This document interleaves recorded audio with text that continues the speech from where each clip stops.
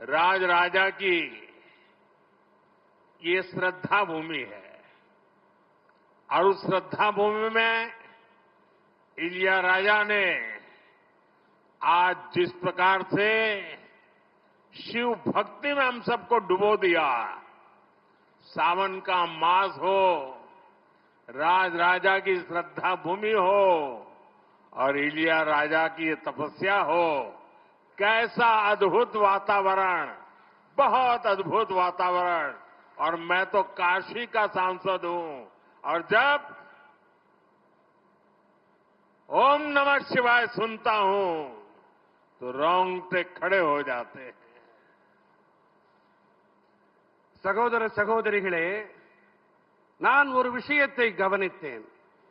எப்போதெல்லாம் நயினார் நாகேந்திரன் அவர்களின் பெயர் கூறப்படுகிறதோ உங்களிடத்திலே ஒரு உற்சாக கொப்பளிப்பை நான் கவனித்து விட்டேன்.